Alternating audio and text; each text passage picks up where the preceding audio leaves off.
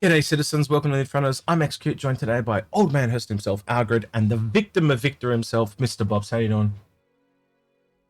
Hairless and brutalized by my stream, but other than that, quite good. Well, for those that victim do, of Victor, I like it. yeah. Well, for the reference, Victor is a lawnmower. For those that don't get the reference, so that's why he's the victim of Victor. What did you shave your head for, Bobs? You're just doing some fundraising, or what?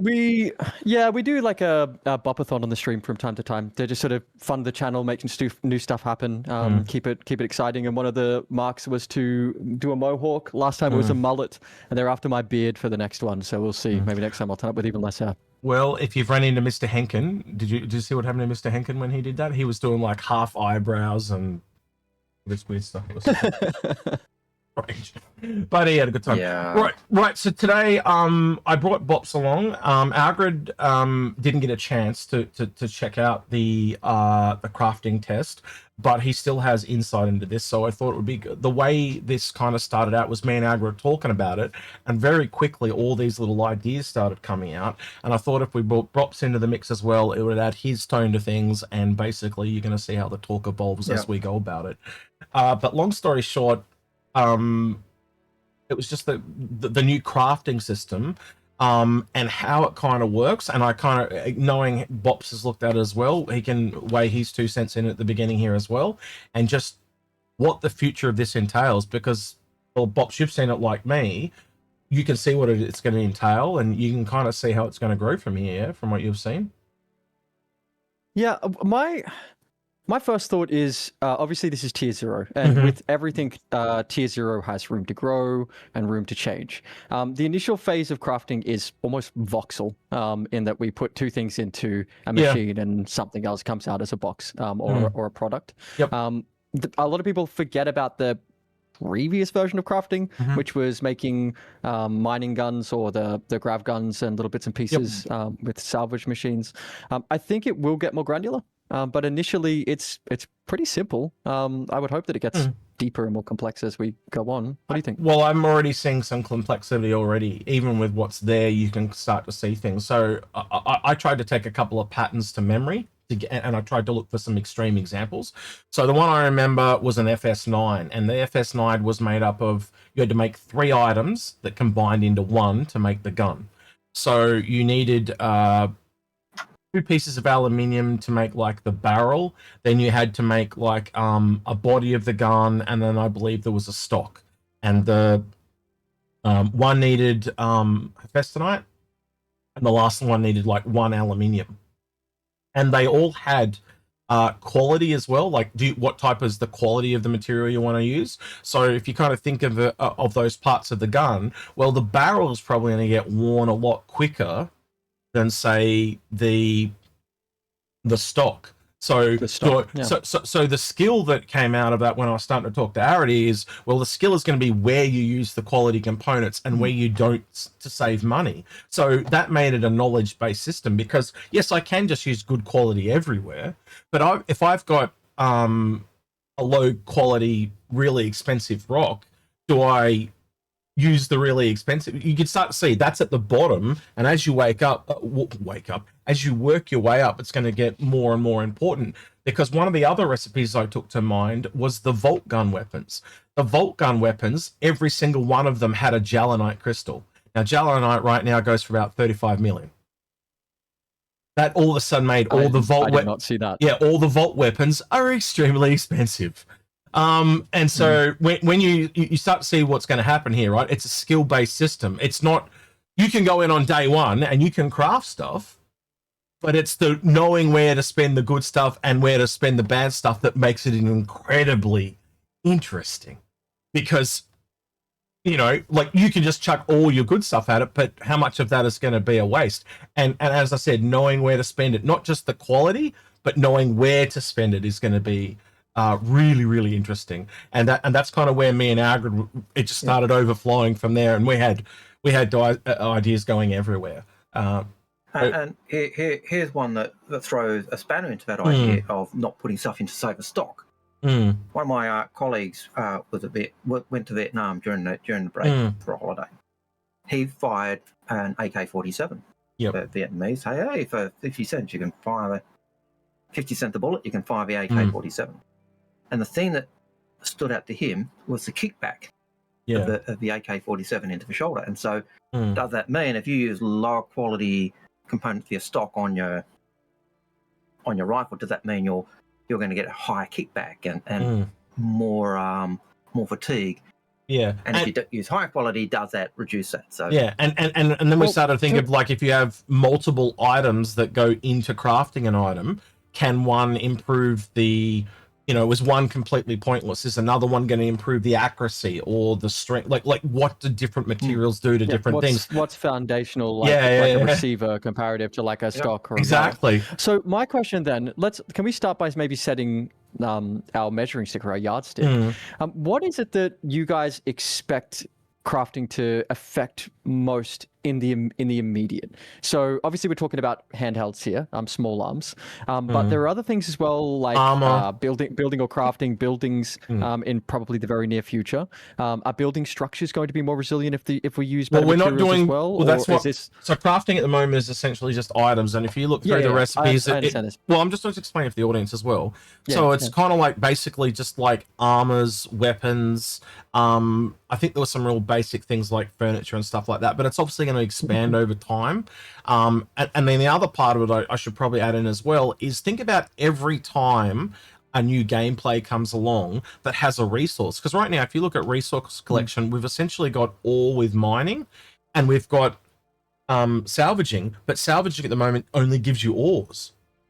So what happens when you bring in liquids and gases? So if you look at the inventory screens and from the slides and stuff we've seen, you can have solids, liquids, and gases. So they bring out a new animal, so years in the future now, where we've got all the whole game's in, they bring out a new Algared's peacock, and you kill this Algared's peacock and it gives you all these animal resources. Every single one of those resources that go into the game, how many new recipes is that going to give? Well, even just looking at the Copian at the moment, Copian horns give you an ivory stock. Yeah, so you can start to see very quickly, every time they want to spice up the game or change something, they can just add a new animal or creature or a new ore, or they can, alter it somehow. Even a special event where something happens on some planet, and for a while there's this mysterious material or new event or new item even that you can do. So it's really clever how the system works. So you can have these one-off events where they almost turn everything upside down just to be different, which is kind of interesting. They've dabbled with that idea, not necessarily with crafting, but they have dabbled with that idea with some of the weapons that they've put together. Yes. So the modified attritions, I can't remember what they're called right now, but the modified attritions that do higher damage they put into the game. We've just got those new M4A cannons that are modified as well. It's got the new texture onto them. I don't know if the stats have changed, but they've played with these ideas of having slightly different statted weapons. So Ardors, I think, is the name of the slightly modified versions of the attritions. So if we're suddenly just getting a component that turns attritions into Ardors, not literally, but you get my point. We can now take a Panther, we get some kind of new beryllium barrel that we can put inside of it, and the Panther is now doing more damage. Then all of a sudden, all it takes is, like you said, adding one creature, one new ore, one new planet, one new asteroid, and things start to really, really shape up very quickly. You will also remember, Bops, when CIG were talking about the launch of crafting and manufacturing and building ships and building components and building everything else. Player-made components are going to be the best you can get. They're going to be better than anything you buy in the shop, anything you can find. And like the ships, player-made stuff, if you've got the high-quality stuff, is going to be the best in the game. Well, we don't really know about anything other than ships. They talked about 5 levels of ships. Now, does that carry on? Because this is another question: does that carry on to items? So there's 5 levels of items. Or does it like go up? Like the more high level an item, the more levels of quality it has. Like how does that affect insurance? So the way me and Algared, because we and Algared talked for a while, by the way. But remember when I was saying, Algared, like the degrees of separation. So I use the game Arc Raiders. Now at the moment in Arc Raiders, and I've seen it in other games, so I'm just going to use Arc Raiders because it's the most recent one. They have attachments that you can add to guns, right? So you can add and you can make these attachments, but you can also make the guns themselves in different quality levels. So if I make something that's gray, it's probably 20% better than the default. but then 40 or 20% better than the default. Then I make the blue, and the blue is 40% better. But then I make the one after that, the green, but it's only 50%. So as you start to get towards that end, it's diminishing returns. And then the top level one is only 5% better. But then you add insurance on top of it. Every time it goes up, the insurance doubles. So even though you're only getting 10 and 5% at the very end, you're still paying double what you paid the level before. So you actually have to pay you see how that balances itself out? Yeah. So you're paying for that gain, but is that gain really worth it? Do you go out with all epic items or just the one that you really need? That's the most important question for me. Obviously, there's going to be lots of crafting, like I said, associated with building and micro crafting components and FPS and this sort of stuff. But for me, the ship components and the insurance surrounding ship components is literally everything. What's the point of me crafting the best component if I can't insure it and I lose it immediately on the first death? In light fighters, you're going to be dying constantly. And if we want these components to be meaningful or to actually build towards them and make them have impact, then they need to be expensive. But if they're lost immediately, people won't bother going for them. They will just go for the second best or third best, the one they can mass produce and take out and run again and again and again. But that's where player choice really comes into it, isn't it? Do you go for the middle of a road, or do you go for the top of a line, because that top of a line is going to give you an edge in X situation which you're going into, or you're going into. It really does. You can see how it's self-balancing though. Because it's a risk versus reward economy where, chances are you're going to increase your survival, but if you all of a sudden get outgunned or something happens that's just out of your control, then they're all lost if you didn't insure them. And if you did insure them and you do well, then you overpaid. So it works perfectly if you think about it. It's counterbalancing itself, and it's all going to be about player choice, and it's all simple to understand. Which is the best part. You can just walk in day one, and within a couple of hours you're going to pick it up, and that's what makes a really good system. It's the same thing with a crafting system. You can just build anything, and cool. Or day one, I understand how the recipes work, but the complexity of how it literally where do I use what makes it harder. The implications are deeper than that too. I think it was you was chatting to X about salvage and how they can adjust salvage. So if there are different levels of components or different levels of guns in the game, then even something as simple as going to salvage a Gladius totally changes everything, because you get to the Gladius and it very well may have a legendary tier shield. So salvage becomes more of a loot box scenario where you eat every single... Right now, if you kill a Gladius, you don't care. You can't keep the parts in a wipe. So even if it has the best components in it, you just ignore it. And the ones that you get as missions, they always have default tier, so they have nothing in them that you want. They're just RMC to be scooped up, right? But if all of a sudden every single Gladius is a potential to get an FR66 or a legendary crafted Panther or something like this, then we suddenly have more reason to go out and engage with the systems that are there. And I'm talking QV stations. I'm talking looking for like wrecks and hulls around Hathor. Even just like your basic mining, it becomes more interesting because you could get the components that might help craft those resources. It's so deep and it's so important, and I'm just very excited about it. Not to engage with it myself, but to see what it brings to the game. Well, I can tell you, we did an episode on, we did that speculation episode on what we're calling the Vol at the time, which I now think is going to be called the Crab, which is coming next week. Yep. They said they said the video is coming, so I assume it's coming next week. But when we were talking, Algared, about like the one thing I've really realized after doing that episode is just how close salvage is. We said for the ages, like salvage was the opposite of repair. I think it's changed now, and it's the opposite of crafting and building. I think repair is this. Well, if you think about repair is essentially just building from a point that's not at the beginning, right? So where building is you essentially crafting the starting node and then repairing or building everything back to 100%. Repairing is just like starting at 30% and going back to 100. Salvaging is actually the opposite, where you can, you get a broken ship, so it's like 70%, and you take it all the way down to zero, right? So they are literally the opposite of each other. So for the longest time, me and Algared, they'd always told us repair was the opposite of salvage, but now crafting's come along. It did. So it just reiterated that to me. And when we did this episode, because we only did it a week or two ago, might have even been last week, I can't remember when it was, it was really obvious that we had to go through how salvaging worked, and it's so changed now that they have these 3 materials, which is powder, scraps, and chunks, but all 3 of them get broken down to the same material, but they do it in 3 very distinct ways, where scraps is kind of like in the middle. Then you have powder, which is, it refines really, really quickly, but it takes up a lot of cargo space. Chunks is not a lot of cargo space for the same yield, so it gets a really high return, but it takes a really long time to refine. So you can clearly look at that and kind of work out where the 5 ships sit across the board.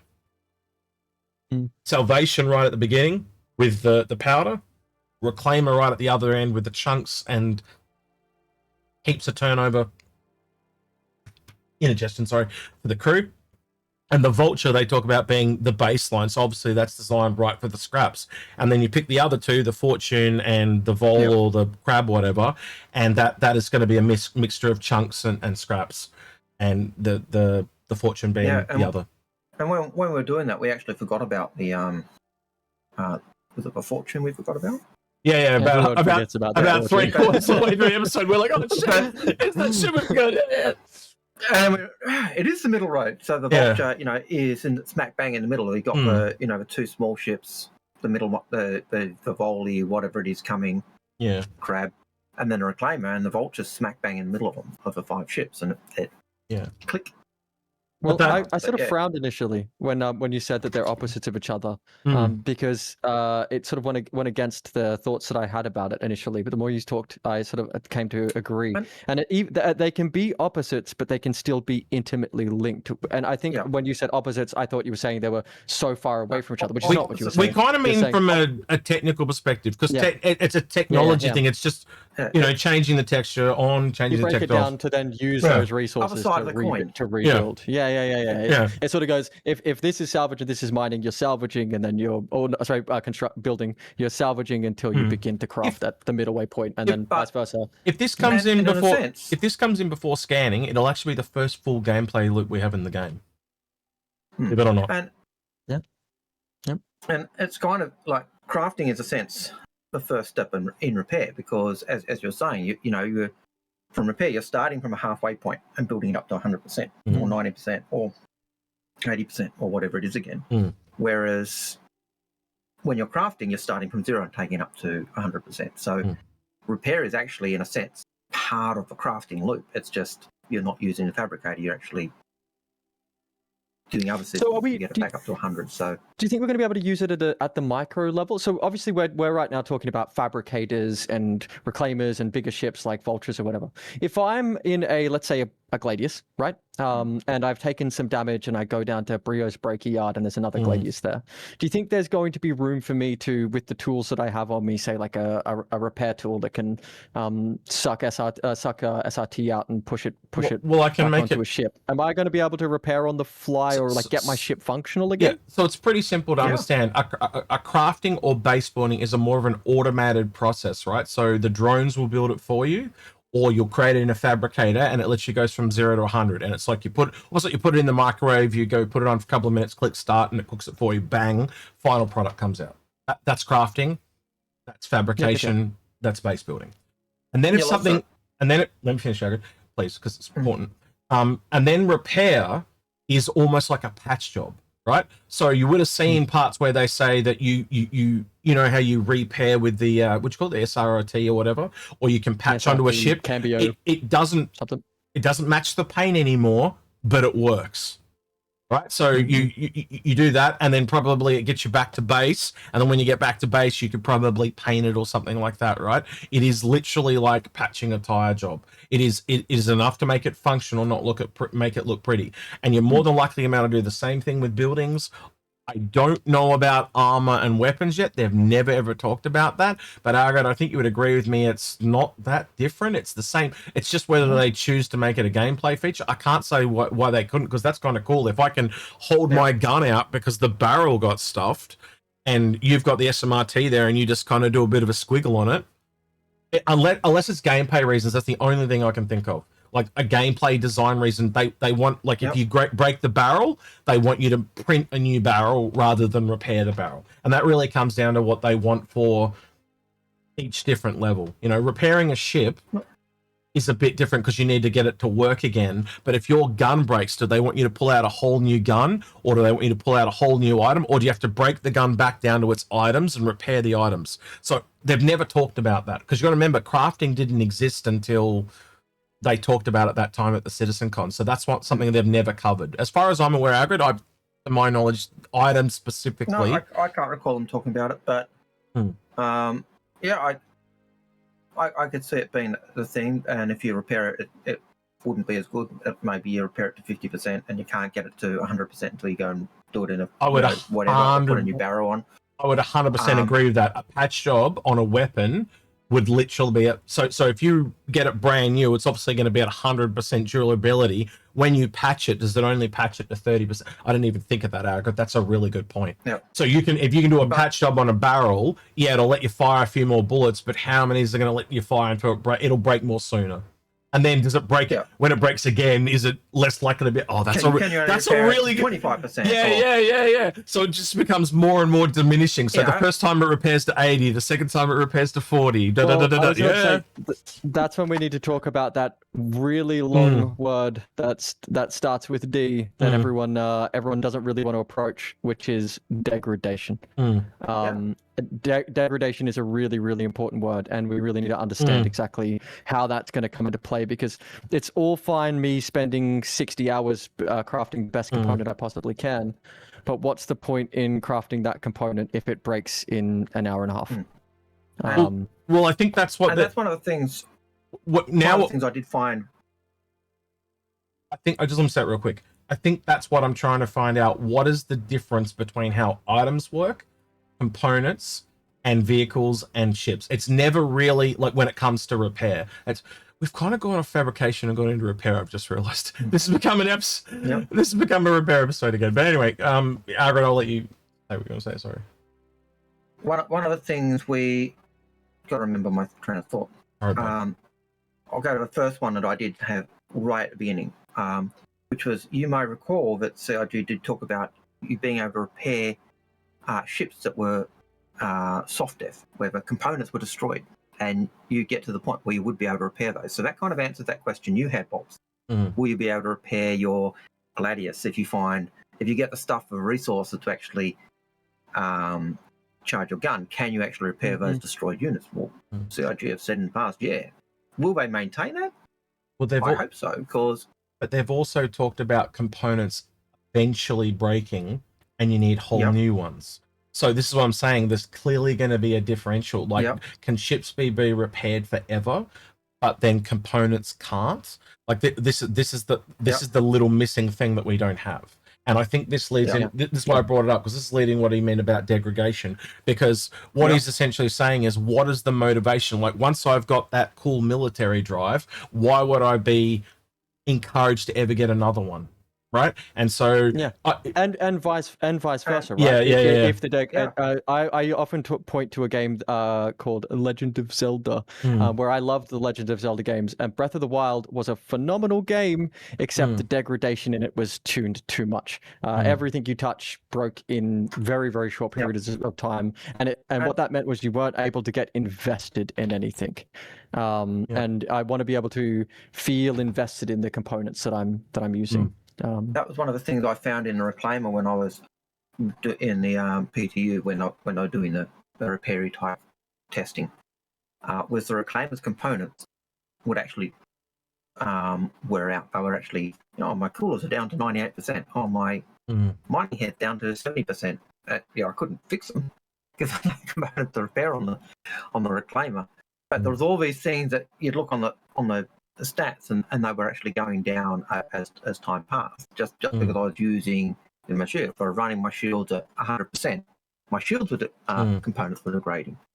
And so you could actually see that being a gameplay that CIG are bringing in, and that will make it that we do need to maintain repair. So Yeah, you can always do that similar thing too, where they do it through insurance. So, like, if you insure components, it costs more to the more difficult they are, obviously, but also the more they degrade, the more they cost to repair. So, if I've had this single component for 6 years real world time, and it's now costing me such an exorbitant amount of money to keep it, is it finally worth me going out and getting another one just so I can pay 90% less insurance fees? So there's multiple ways they can, like if you're old man Hurston, you got more money than God, what does it matter? But you hear where I'm going, right? Old man Hurston's cash poor because everything's in assets. Everything's in ships. This is what he tells all the wee girls, Bobs. Yeah. But you do bring up a good point. What degrades faster, high quality components or low quality components? So yeah. If I'm crafting the best barrel for my gun, if I'm crafting the best wall for my base, if I'm crafting the best shield for my reclaimer, whatever it might be, is the high quality version going to degrade more rapidly than the low quality version, or is the low quality version going to last longer and the high quality deteriorates faster because it's better?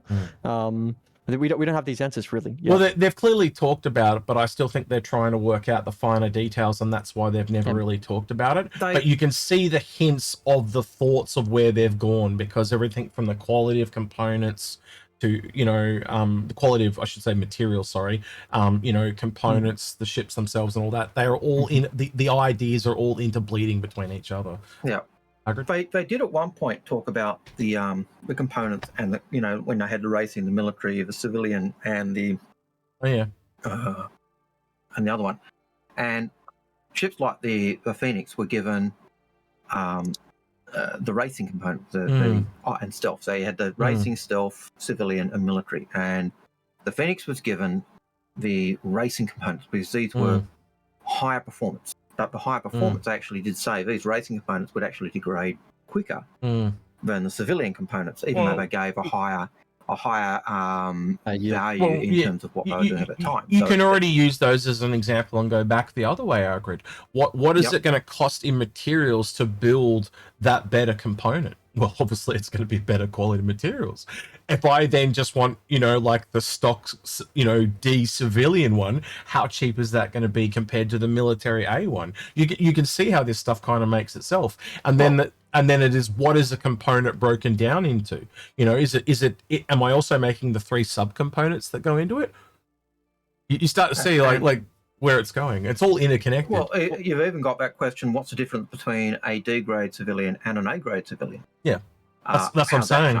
Yeah. So it's not only the difference between military civilian, but also is that literally the quality of components? It's exactly the same recipe for a D and an A, but if I use those better quality components, do I get a civilian A? We don't know yet, do we? But you can see where it's started to go very, very quickly. But those dots seem to be lining up. Yeah. I don't know, Bobs. What's your thoughts on that, Bobs? That we just said though. I think that when it comes down to A to D with civilian to military, I guess you'd call it. I reckon they will go for it. I think it's a way to differentiate this particular parts, simply because you've got to draw a line between what is military and what is industrial, and we don't have that line yet. If we've got industrial components that are A tier, they should substantially influence industry and supply line gaming in the same way that a military shield should as well. And by having the tiered system, it encourages people to put away the military components, because right now everyone puts military in pretty much everything. Put away the military components and get industrial components into industrial ships. I still don't see where we'll find purpose for civvy stuff, and racing stuff has its purpose in race, but we'll have to wait and see. So, my question is though, civilian that from what I've seen and what I can read is like this balance between the two. It's like this happy middle ground, because some of the when the drives first came out, the quantum drives, when they first came out, the A civilians were more expensive than the A military, because they lasted. Atlas would take it further. Yeah, they lasted longer. They would go further, and they would use less fuel. So it was this happy medium where it was actually generally better than the military, because the military just got you there quicker at all costs. It got you there quicker. So overall, the civilian A's are the best because they just gave you better economics. They went further. They were almost as fast as military, but not quite. So it was almost like if everything was 5, it was 4 across the board.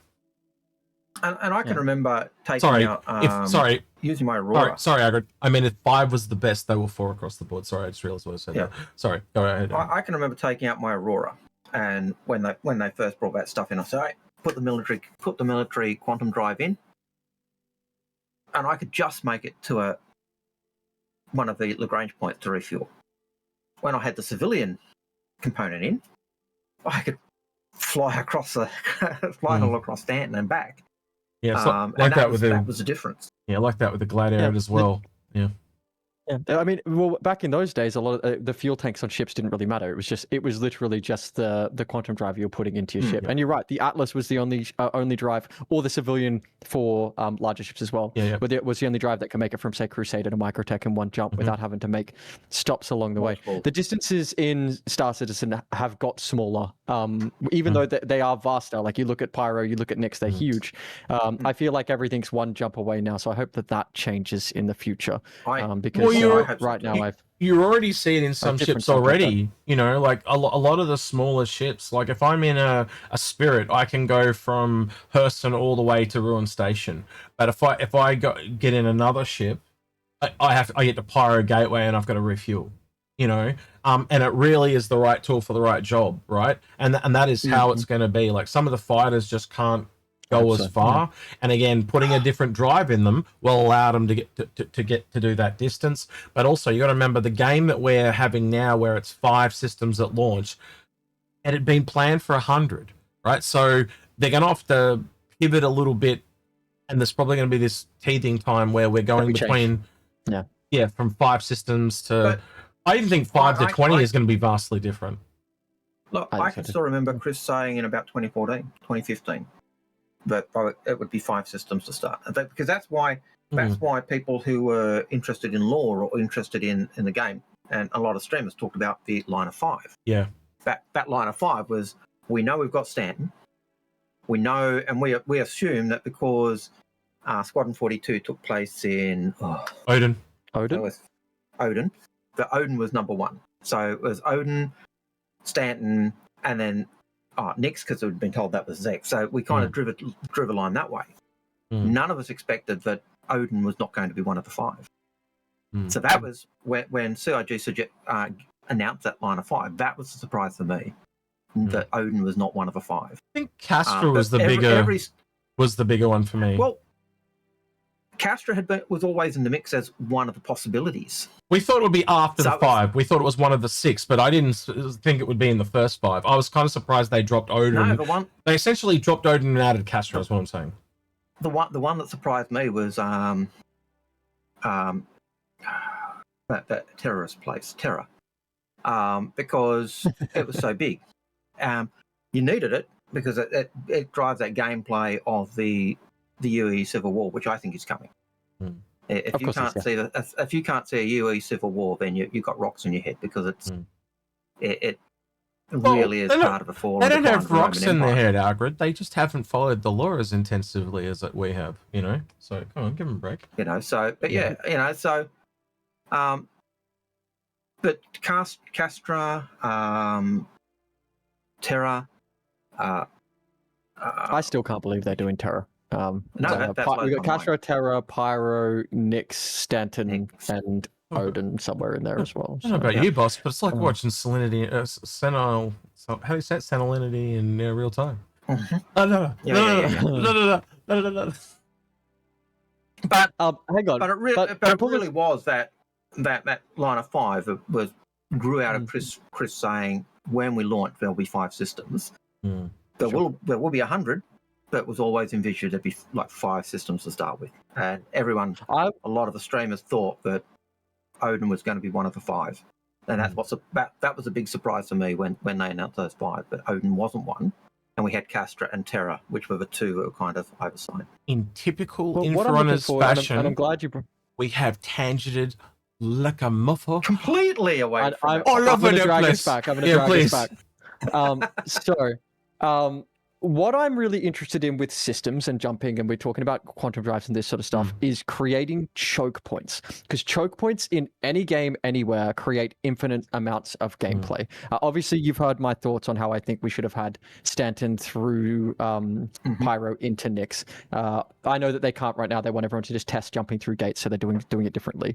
But choke points are so important because then you can put high-valued resources on the other side of choke points and create player interaction, whether that be through trade, whether that be through conflict, whatever it might be.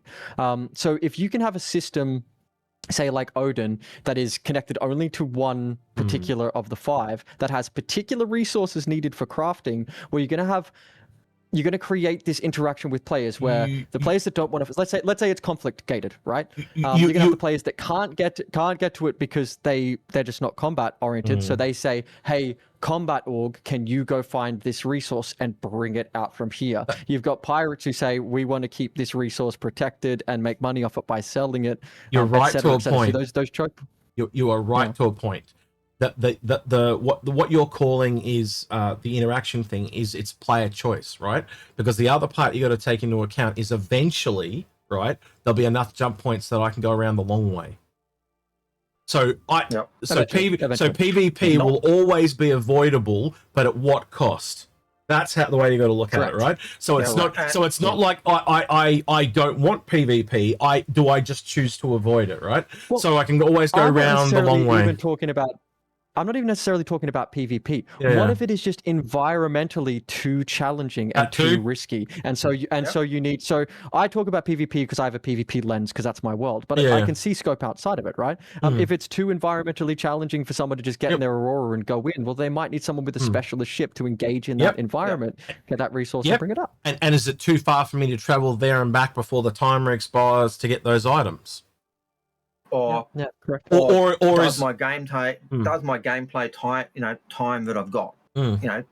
Or is everyone going for that because it's so close to where it is that it actually is cheaper to go further away, grab it, and bring it back at a massive profit? Because I can buy it cheaper further away. It works both ways. It's happening right now in this event. Obviously, there is the collection part of this event. There's the transport, the combat, and the collection part. And there's a resource that's very easy to acquire in Stanton, but you can't get your hands on it because it's always being bought out. Whereas there's the chicken nuggies at Shepherd's Rest, what are they called? Dakari pods. We call them chicken nuggies. Which you can go down and you can get your hands on and take them back to Stanton and turn them in for huge reward. But you've got to make the distance. You're going to make the journey. You've got to take the risk of pyro to get to those chicken nuggets to be able to turn them in. So, but here's another question I wanted to ask as well. We're talking about fabrication. We're talking about crafting. So we've seen the initial box we're getting. That's 8 SEU long or whatever it might be. And we've seen with the fabricators that are specifically in Salvage, we've got the ones that are one SEU size, and we talked about the 1x2 as a potential maybe at some point, the 2x2 width. So these fabricators get quite large in the Salvage scope for printing, specifically RMC and those sort of resources. Are we going to see larger fabrication machines? Are we going to be I think obviously they're talking about building spaceships on space stations. So are we talking fabricators that are of immense scale? Crafting in the future, will it scale right up, or will it still be as simple as building on a smaller level and combining on a smaller level to give us what we need to eventually have something else spit out? It's like you see, I can only think of other games that have survival or crafting elements, and they tend to scale up, right? And think about the one I think about is Ark Survival Evolved, because there is other than the quality stuff, there is a lot of similarities where, your very first spear, you essentially pick up a stick off the ground, and you need 5 sticks to turn into a spear. You punch the tree in or hit it in different ways, and you get different items and different elements and stuff like that. And you combine those different elements together. And depending on, if I have 5 stone and 2 sticks, it's different from 5 sticks and 2 stones. They're different recipes, right? So it'll be, they've clearly stated in the recipes how much of each element you need, right? So when you kind of work that all through, it is going to be a skill-based system. Knowing what you need to build each item, you'll have the recipe, but you'll also need the quality as well. And when you think about the quality of items, you don't see that in a lot of other games. I'm trying to think of another game that I can think of that has quality materials. I've seen one that has one or the other, but not both. Really, the ARPGs, like Diok. Diablo and stuff like that. Yeah. Diok. Yeah. Diok, you'd build your weapon or your clothing or whatever, and the higher quality it was meant the more you could imbue. So if you had the top tier, you could put, I think, 3 gems or 3 imbues, and you could gems and several other things in it, so you could actually put a whole pile in. But the lower quality reduced the amount you could actually put in. So,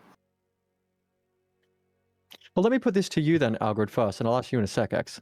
Do you see as it scales up, there's going to be like a machine that prints the big thing, or will we be putting a blueprint down and then coming with resources and bloop, they disappear into the blueprint that we put down instead? So if I'm crafting a Gladius, for example, because they've talked about crafting ships, do I have a massive factory that I put all the resources in and then it spits out a Gladius, or am I putting the blueprint down for a Gladius? I'm talking like a digital visible blueprint. I know that we need blueprints to craft, but I'm talking about like a physical. And do we walk up and I put a box into that blueprint and it builds a bit and the drones walk around and go or is it a massive factory that I'm building that's pushing this Gladius out of it? Well, they have talked about needing blueprints for ships anyway, so earning blueprints for ships. So I think blueprints will be part of it. I hope that we're actually putting the bits and pieces in, not just putting a pile of RMC and stuff in. And the reason I say that is because they've actually developed a whole story about Kruger, and Kruger is still my favorite manufacturer. And Kruger is renowned for making precision parts, and one of the precision parts they make is the trigger for the F9 gun, the military submachine gun. And so, if we're able to produce that machine gun and we don't use the precision part manufactured by Kruger, we've just obliterated Kruger as a company in the game. They're not needed. They're irrelevant. You've made me think. So I kind of hope we need to get those parts from, those quality parts of those precision parts from the different companies to be able to make bits down the line. Yeah, I think you've made me think of a better way to explain it. So you know how you kind of got ships at different sizes, right? So let's take the bigger you go, that they seem to be tailored to more people to use and access. Well, how do you do that with something like fabrication, right? So I know a recipe how to make a gun because I can make that for myself. But as soon as I'm building a ship, right? If I'm building a capital ship, it's literally got to be worked on by 100 people or whatever. But if I'm making a spirit, right, well, then I should be able to make that with a very few people, right? So you can literally see how it's going to scale with the people, right? But by the same token, buying a ship should be really easy. But if I'm in a very low-level org, then maybe I should be able to make my own spirits and stuff as well, right? So what they showed at CitizenCon was they did show the crafting of a spirit, and it literally was like they had that kind of white gloss glass, and it kind of did the microwave thing like upper fabricators do. But if you kind of look at what Algared's saying, and I agree with him, it should be the sum of its parts, right? So you have to make a spirit, right? They might be able to put in some rare components, but then I would also need the components. So I would have to craft the components to put in the ship, but I also might need some other parts. Whether they make it things like Kruger and that as well is entirely, I don't know how deep they want to go with that, but they could very well go down that line. But that also naturally makes the ship take longer to make. And again, if I throw more people at it, and when you look at a Pioneer now, it starts to make a lot more sense when you look at the Pioneer. That has fabricators and the hangar to build vehicles and ships inside it. What do you reckon the fabricators are going to be there doing? They're making the parts to put in the vehicle or put into the buildings they're building. So is this going to be like the forest then, where I put down a blue like digital like spirit in front of me, and then I've now got the engine. I walk up and the engine locks into the landing gear or the frame or that sort of thing, and rather than closed doors. I press a button, and then when the doors open, and think about spirit. other games though. If you with a building specifically, right? So I'm going to use your building example. If I put the building down and it's now sitting there telling me it needs this resources for the drones to be able to build it, as soon as they run out of so I forgot to craft this component that it needs, and it needs it at a particular phase of the building, does it sit there paused until I run all the way off to such and such and buy one, or do I, if I don't have the materials? So you start to see why you need turret defenses and all that, why you're base building, because once that comes back in, then it can complete the building, and it still might take another 4 hours to finish the building because it might have needed that particular component right at that time.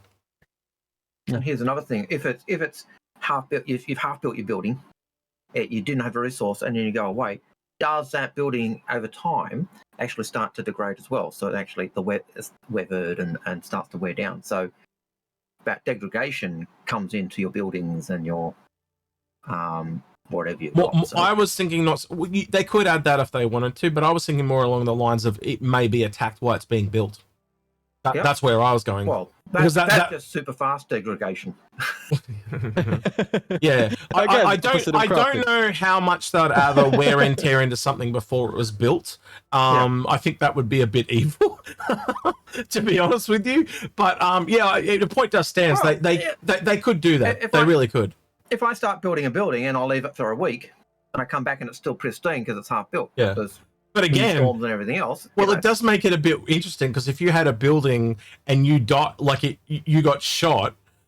Again, I think they've said things are going to despawn after a certain amount of time. But I could just kind of imagine you come along and find this old ruins. It's a good quest or mission if you think about it.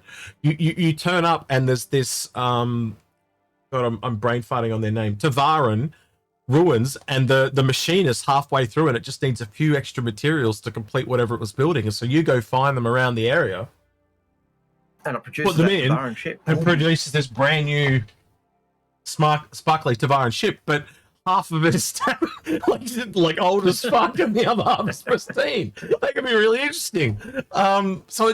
Again, that is an exciting idea for me. Yeah, it is. It's really exciting. This is not a joke. I spawn my ships, and then I have my people who I play with take out salvage ships and melt and make the front of my ship look terrible because I love the look of a rundown, destroyed ship. So if I can leave something I'm crafting to look more rundown for that Mad Max aesthetic, this aesthetic that's behind me, the pyro aesthetic, then I will. And that's the other thing to say. You strip your ships and then paint the stuff back on just to make it look crap. Correct. It's really interesting to see the maturing of all these systems starting to come together and how they all cross-pollinate. And it's kind of like when people went into VR and they started seeing the advantages of this game in VR. I think we're going to start to see, it's taken a lot of time to get stuff built, but when you come back to it, just the level of things that can compound on top of each other, and it just rolls out onto the next system, and it just takes a game to another place it's never been before. We're seeing the snow and the weather. We've seen reclaimers that grow with vines over time. You can start to see how using the tech that they've made in all these different areas, can Algared and I crash land in his 890 jump jacuzzi, and then we disappear, we come back, it's been taken over by Bops and his piratey crew, and 10 years have passed, and they've had 14 kids, and they're living out... Do you know what I mean? Can that actually be a thing? And there's vines growing all over it. Garden and there's a jacuzzi whatever. Can I randomly be playing the game and we went out into the black and we crash, Algared dies in the crash, and I end up living the rest of my days there, and then Bops turns up and saves me after 14 years, and I struggle with leaving Algared's dead body behind that I buried behind the shed. Do you start to see... Do you know what I mean, right? Can you have that journey? I was thinking, you survive by, Yeah, I talk to you every day. I talk to you every day, Algared. You never talk back to me, but that's because you're dead. Biotic. Yeah, I love Biotic. I knew him well. Yeah. Regardless, is exciting, and so just to bring my perspective, because obviously I do bring that combat perspective to it. Crafting's really exciting for me, not just because of the components that are being crafted, and very often PvPers get caught up on the idea of a better performing gun or a better performing shield or whatever it might be, but it's all the stuff that comes with it. Bases that now need to be defended because they're crafting, resources that are so rare that the journey that they take between point A to point B needs to be guarded, because if they lose that resource, it could be crippling to an org. Like I said, combat gated areas that have a particular resource that might influence combat components, be that better small arms, better armor for the individual person, or whatever it might be. All of these environments create a world where I, as a PvPer, have purpose, because that's something that we lack in the PvP community at the moment, and it's why you get all of those. I'm not a murder hobo. I don't just go killing people for fun. I kill the pirates. That's what I do. But I know lots and lots of people, and I associate with lots of people who do just find what they call bobs and gun them down and interdict them because they've got nothing to do. If all of a sudden they're fighting over resources in a known area where you should be fighting over resources, RE Hathor at the moment is the lightest version of that. Or if they're defending people moving through, defending their own bases when their own bases are under attack, they're no longer out grouping at OM1s and killing new players. They're defending their base because the non-pirate org has decided to launch an attack on the pirate space, right? So you get all these awesome environments that are all wrapped and all integrally connected to crafting and with that base building. One of the things that CIG did also talk about with resources way back in the day was the fact that the players represent just 10% of the population. And so you'd never be able to fully lock down a resource. You might be able to lock down the resource that was closest, but then you'd be able to get it from further away. So you've got that kind of, you won't be able to absolutely stop an org from having the resource, but you could actually give them that time delay that would make it untenable to go for that top end resource. So I was thinking of your video that you did with the hammerhead bots, where you were able to kind of like shoot right in at that hammerhead. And I start to think into the future, like, can I craft that component so it's like more resistant to ballistics, or can I make it more resistant to the lasers? Can I make it just more durable, period? Can I then put armor on my hammerhead? Can I then put stronger armor in a specific area where I know the components are that there is more likely to be shot at? All these questions roll forward really for interesting, because everything you just said was a buff. But what's more interesting is if you're taking this buff, where do you lose something? Is my ship heavier? You've heard me talk. You've heard me talk about Mech Warrior a million times with Paul, and I bring it up and again and again. But if I have a certain type of armor that is more resistant to laser, then does that mean that my ship gets heavier and slower? If I have a component that's designed to be more ballistically resistant, does its performance go down, etc., etc.? It's that negative that comes with the positive. And that ties into that whole idea of tiers of ships, because I would imagine that if you build a hull of a ship and it's tier 1, I would imagine it's going to be more resistant, or it's going to have more hit points, or it's going to have some aspect that's better than a tier 2, 3, 4, or 5 ship. And of course, what is the benefit of that, and what is the trade-off? Does it mean that your ship is heavier because high quality, or does it mean it's more sluggish, or because it's got more hit points, or more resistance to?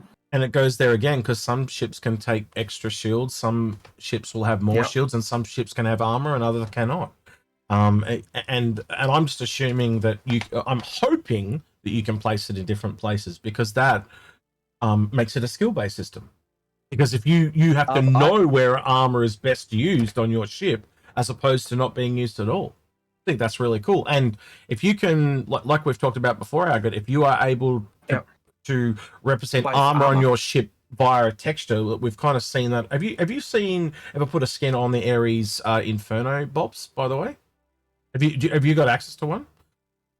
Maybe after stream, we're gonna after we record this episode, I'll jump on with you and I'll show you, because you can actually put any other skin on it. No, I know what you're talking about. You're talking about the grieveling on top, the little black hexagons. Yeah, they all disappear. Yeah. So that means that they can be applied via texture like that, and then if you just add it so that as they're shot, it has some kind of damaging effect that makes them disappear. You see what I mean? So it's literally just a texture pattern that appears. I've noticed that on the Hermes. And can't you just have different patterns that have different types of armor? So I can look at that armor and see the hexagons and go, oh, that's the Durax armor or whatever, and that's the Tyrex armor and whatever. So you can tell from their patterns, you can tell what resistances they have. Again, it all becomes still skill-based and knowledge-based.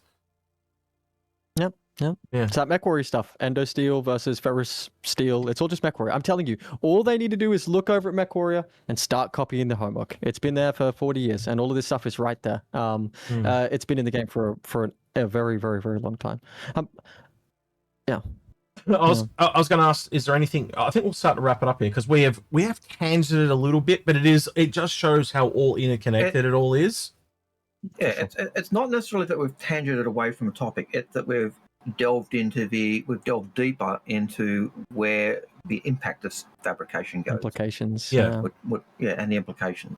It allows you to see how deep it can potentially go. And I know there's a lot of people going to say that we're on copium and all that, but all we're doing is taking gameplay systems that are already in the game in one area and applying them to another. And one of the things you would have seen if you followed this game long enough is they like to reuse stuff in other places. And I think it's all been that way. It was the plan from the get-go to try and go spread it as far as and why they're good. And you go look into things that I talked today about, like the plants going on the Reclaimer. They've talked about that before. So you can't assume that there wouldn't be plants on other ships. And again, using all those effects, the skins they've done, all that type of texture technology, the weather technology, all that, everything we've brought up today has been somewhere in the game at some point. It's just copying it to somewhere else. And what does that mean? One thing I just remembered about when I was talking buildings, I can't remember which dev it was. But it was one of the big guys on an Inside Star Citizen, and he was talking about, if you blow up the door will remain broken until it's repaired. Yep. Oh, now, I remember. To me, that says I need to go in, and if I want to repair that door, I've actually got to strip that old door away and remove it and toss it away and then rebuild it. Does the AI turn up if a lot of people are using the door? You know, like if it's in a city, does an AI turn up to repair it? If it's out in the skits and nobody ever uses it, well, no AI is going to turn up. You know, there's been no request put in. So it gets even deeper. Like, you know, AI, how often it's used. Does another AI notice it's broken and send someone? Like, all these things are interconnected. So you can start to see, no matter what system you pick, it's got all these different levels, and every system and gameplay system in the game affects the other part somehow. It is a very broad game, and you can start to see that this is going to be quite a cool game if it all is pulled off in the way they're saying things. There's never going to be another game like it, because it's just too it's too complicated. And just in the sense of that door, you can see how it ties in with damage, repair, fabrication, salvage. All of those interlinked loops and even the collection algorithm, because if it's a wooden door, they're collecting. Go get the wood. Are we going to end up having some kind of form of lumberjack in the game? Like, are we actually going to grow plants like a farmer that are then harvested? Well, I think absolutely, and we haven't even got to that part yet, right? We didn't even bring that up today at all. No. If you want to get Bob's farming, then you put lumberjacking in the game, and I am there. Oh my god! 100% of the times. I am there instantly. Oh my god! Hey, can I ask a really uncomfortable question that maybe you don't want to answer? I'll leave. If you don't want to answer it, then we'll just chat about it off recording. So there's going to be tiers of ship, tiers of weapons, tiers of guns. What tier are the ships that I bought? That I spent all my money on? What tier is my Saber, my Mark 1? What tier is my Reclaimer? Honestly, don't know. Yeah, I do think they mentioned it at the... I got a feeling they did, but I think I've forgotten. I can't remember, but I think it was at the... was it 3? The like in the middle? At Manchester, we were there, and I think it may have been 3 or... Yeah, like in the middle or something. It certainly wasn't top tier. Tier. They did say So though, is if that you then buy, I'm gonna get they did say if may you be bought it, uncomfortable. to- hang on, they did say if you buy it Sorry. from in-game though, it would be the lowest tier. Yeah. So buying in-game is the lowest. I think if you bought it at the store, it's in the middle, and then you can earn up to the top. Yeah. So let's get even more uncomfortable. And I feel like I just got to ask the question anyway. Is there a world where CIG sells the highest tier of ship? I don't think so. They'll sell a blueprint. Yeah, they might sell the They'll sell the blueprint. blueprint. Yeah, they might sell the blueprint. They sell a blueprint. Yeah, okay. But again, I the blueprint in most Or- cases is probably only going to get you tier 1, and then you're going to have to upgrade it all the way to tier 5 or whatever which way it goes. What I could see them doing though is selling top tier materials. Materials, okay. So I could see them selling materials, but Just to be clear, I don't know, and I'm not I'm not not going to assume. I just thought to myself then I've got $10,000 worth of ships. I spent about 10 grand on the game. I know people have spent a lot more than me, but I spent about 10 grand on the game. And what does that mean for me and the ships that I have? Now I don't expect them to be the top tier as well. Just to be clear, I'm not coming in saying I want mine to be the best. No, that's not what I'm wanting. I just think it would be cool to better understand where our ships will lie and if there will be an opportunity to buy the higher quality stuff or not in the future. I think no doubt it's something that they will explain again at some point. And I kind of hope, and I also kind of hope they don't sell the top tier components. But it fits in with what they've said in terms of UEC, that you could buy UEC to actually, advance yourself in the game. I think the best you could probably hope for is in top tier items is those kind of vanity sub-flare items that you put in your ship that are rare items. So if you've got the skull of Kronos or whatever, it might like it's a relic or something like that. That's obviously something that's valuable because it takes 1,000 years to make it a relic, doesn't it? So that might not be you might not be able to produce that. Is my point. Or fabricate it. I can see them doing those types of things because the idea of UEC, of buying UEC, was to help the time poor people be able to advance the game at roughly the same state as the time rich people would be able to advance the game. But by the same token, Algared, a relic is a relic. So the only way to actually get a relic would be to find a real relic. But if it was a sub-flare item relic that they gave you, then it's a relic. It's just a relic. Yeah, but if we're talking building top tier ships, then it's a matter of just refining, and if you'd refining the stuff. And my question with refinery is, I was answering his question, not yours. So his question was, will they ever give you some top tier items? And I'm saying that's the only exception I can think of. Yeah, and even if they do sell the materials to be able to build stuff, my question about refining is, if I've got my RMC that I've refined, can I refine it and then refine it until I eventually get that top tier stuff, or can I only refine it once? Refine the diamond, grade 4. Can I refine it to its grade 3? Then can I? And every time I refine, I'm getting less, but I'm slowly purifying. Or is it less, or is it just more refining material, so it becomes more expensive? It depends how they decide to balance it. Maybe you get the same yield every time. Maybe it does reduce every time, or maybe it's some combination of both. So essentially, the question you're asking is, how does refining work? And we don't know because they've never talked about it. Yeah, we don't know. But I kind of hope it goes. It's exciting though. Let's say you spent 3 weeks refining that coal all the way into diamond again and again and again and again and again. And now you've got 3 weeks work and you need to move it across. And then Bops comes in after we've done that. And Bops comes in after we've done that Algared, and he just uses it to make a stupid necklace because he didn't look and check the quality. Yeah. And then gets drowned out by the old your diamond. You're looking and go, "Oh, you're just flawed." But my point is though, if you've put 3 weeks of work into it, you might be more likely to get some protection to move it across a system. So it engages. This is it. You've talked about it before. I've heard both of you discuss how everything is connected, and as these loops close out and that we start to get bigger and better loops, we'll see a more interesting scape for the players and the way that the players interact. So higher quality gear, higher quality resources means they have to be moved. It means more effort that's being put into these resources, which means you're more likely to engage someone to keep you safe. We've talked about scanning. We don't need to go into it here because we were doing a crafting video, but all of it just comes together and it just brings us all closer together as either allies or enemies in the verse, that's what the game's all about. All right, so we did kind of use a lot of our knowledge base in this one. There's been a little bit of speculation, but we have tried to use as many in-game systems that we all know. So when we said we don't know, that's when we would say we don't know, and stuff like that. But I kind of put that off to you guys. I know not all of you are going to be as advanced in the knowledge as the three of us, but I'm sure there's a lot of people that are in our audience. Our audience is that hardcore group. So I put this off to you guys. What sorts of questions? And keep in mind, if you think we're wrong, that's okay. You can tell us we're wrong, but give us some evidence. That's always great to see. But I put that off to you too. So I'll start with you, Bops. What would you like to hear from people in the comments below?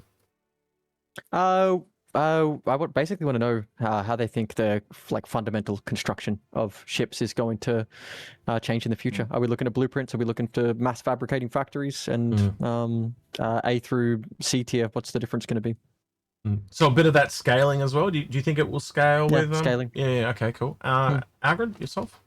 Yeah, probably related to that is pulling the blueprints. Do I have to get a different blueprint for a grade A and a grade B and a grade C and a grade D? So that'd be one thought. But yeah, the other is what do you think in terms of where we're speculating or thinking crafting will go or fabrication will go? Are we off our rockers? It was a and if so, tell us where. Yeah, my question is this kind of was a very deep divey episode, right? It does rely on a lot of people having a very big deep knowledge basis of the game. You even would have seen, and not to pick on you, Bops, but you would have seen times where Bops didn't know certain things because he hadn't been here as long as us, right? So I would like to kind of pass that on to some of the audience people. Take note, if we've said something and you think we're wrong, please go check, because and we're happy to have you call us out, but I'm not going to sit there and tell everyone exactly every little thing because it just takes far too long. Yeah, my question is the same. Like, can you see how it's all interconnected? You know, I think like I've seen it before. You know, you'll see them take a tool in one area and you'll use it somewhere else. Like I think the most recent one, I think you talked about it, Bops, was lamp. We saw lamp in the guns. No, was it you or Piss or Pete? Shit, it was guns in the sights. Yeah, the guns in the sights, and then all of a sudden, it's the gun sight is the entire screen of the ship. Well, he's not wrong. He's absolutely right. That's exactly. It's taking something in one place and using it somewhere else. And I'm sure we will see those shooters used somewhere else again. So it's just them reusing the systems in different places, and it's trying to think of those creative ways on how they're going to do that. And you can start to see very quickly how everything just becomes interconnected, not just in how the game is built, but also how different gameplays, like how will medical affect big game hunting and vice versa and stuff like that. So I get excited when I sit here with these boys and start to look at things, because Algared will say something that will trigger Bops that triggers me, and all of a sudden, as you kind of saw, it just kind of goes around and we're traveling all over the place. It goes deep and off. Yeah, and we tangent like my first. But it's a very cool time to kind of see where the game's getting to. We're actually starting to see this maturing of the process and how it's all coming about. And I'm like thinking back to things that you and I and Bops have read back in 2014, Algared, and it's taken like, you know, over 12 years to get here, but they're actually starting to become a reality. It's like they've been planning this thing for so long and building the tools for so long, and it's just kind of cool to see them hold to their guns. And that was something that came across when we were at CitizenCon last year. Oh, not last year, it was the year before now. So fun, so having fun. So fast. But it also came up with Death of the Spaceman type stuff they'd talked about has come to fruition in the way they're planning. I suppose the other question I've got for anyone watching is, are you as excited for fabrication and where it goes as clearly we are?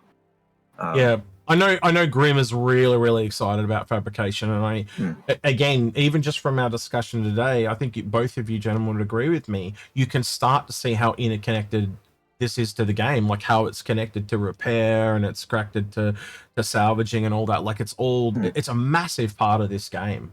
It's absolutely huge, and you can quite clearly see how all three of those systems I just mentioned literally connect everything in the game, and it comes back the other way as well. It's kind of crazy how you can now see why it's taking so long to kind of get the whole thing off the ground, because once you get it off the ground, it's all, every gameplay that comes is going to be interconnected both directions, and every little piece you add then flows through to everything else. It's just going to take, it's a behemoth. And And you can see why getting those tools made early on is important as well, because it becomes the back end of everything. But anyway.